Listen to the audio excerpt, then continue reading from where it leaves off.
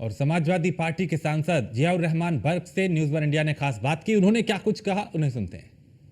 हमारे साथ बातचीत करने के लिए संभल से सांसद जियाउर रहमान बर्क जी हैं। सर, किस तरीके से इस फैसले को देखते हैं? हाईकोर्ट ने जो फैसला दिया और एक तरीके से एक बड़ा झटका कहीं ना कहीं मुस्लिम पक्ष को लगता हुआ नजर आ रहा है फिलहाल। तो इस हाईकोर्ट के इस फैसले पर आपकी क्या कुछ राय है? माननीय सर्वोच्च न्यायालय के आदेशानुसार जब हमें माननीय सर्वोच्च न्यायालय हम गए थे तो उन्होंने हाईकोर्ट जाने के लिए, नीचे अदालत जाने के लिए कहा था, तो उसी के तहत हाईकोर्ट गए थे। और यकीनन जो हमें उम्मीद थी, ये फैसला उससे विपरीत है, उससे उल्टा आया है। और हमें खैर इस चीज़ का अफसोस है, दुख भी है। लेकिन फिर भी अब हम उस फैसले की अपने लीगल टीम, अपने वकीलों के माध्यम से उस पर अध्ययन करा रहे हैं। और हम अब आगे की क्या रणनीति बनानी है, कानूनी रूप से क्या कदम उठाना है, उसके लिए अभी विचार चल रहा है। जल्दी आपको अवगत कराया जाएगा। संभल को लेकर एक धर्मगुरु का बयान आया है कि वहां के जो बहुसंख्यक हैं वो जल्द ही सनातनी बनेंगे और इजराइल की तरह सोचने की जरूरत है। इस बयान को आप किस तरीके से देखते हैं? मुझे अफसोस है कि आज इस मुल्क के अंदर जब अभी हिंदुस्तान और पाकिस्तान में युद्ध की स्थिति उत्पन्न हो गई थी, तो उस समय सारे लोग, सिर्फ हिंदू समाज नहीं बल्कि मुस्लिम समाज भी पूरा अपने देश के साथ, अपने मुल्क के साथ खड़ा हुआ था। और इसके बावजूद, और मुसलमान गवाह है कि इससे पहले इतिहास गवाह है, जब भी ज़रूरत हुई है अपने देश के साथ में मजबूती के साथ खड़ा रहा है। लेकिन जिस प्रकार की ये बातें सुन करके मतलब हैरानी होती है, जिस तरह की भाषा का इस्तेमाल जो किया जा रहा है, इस देश की एकता और अखंडता को तोड़ने के लिए किया जा रहा है। तो हमारी शाही जामा मस्जिद 1947 से पहले छोड़िए 500 साल से हमारी मस्जिद है।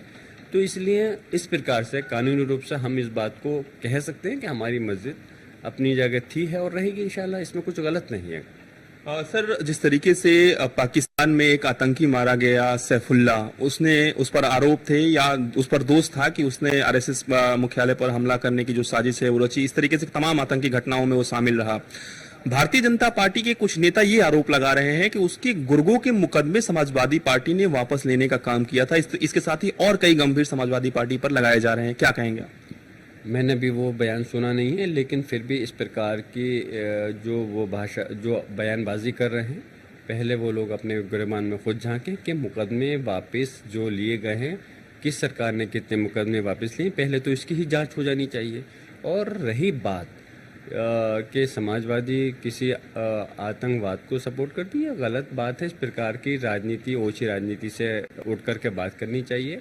हम जो हैं सिर्फ और सिर्फ इस प्रदेश में अगर समाजवादी की सरकार रही है तो हमने समाजवादी इस प्रदेश के विकास के लिए और जनता को एक करने का ही काम किया है। एक अंतिम सवाल रहेगा सर, आज भी वक्फ संशोधन कानून को लेकर सुनवाई होने वाली है, तो ऐसे में आप लोगों का क्या कुछ स्टैंड है? क्या चाहते हैं आप लोग अभी, जो कि लगातार इस तरीके की याचिकाएं जो है वो सुप्रीम कोर्ट में डाली जा रही है?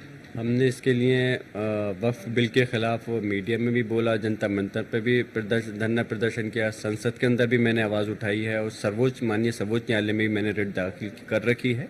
और इस उम्मीद के साथ में पूरे देश के मुसलमान और हमारे जो सेकुलर हिंदू समाज के लोग हैं, वो भी यही चाहते हैं कि जो कानून हमारे ऊपर ज़बरदस्ती थोपा जा रहा है, हमारे मुस्लिम समाज के लोगों के अधिकारों को छीनने का काम किया जा रहा है, उस पर रोक लगनी चाहिए।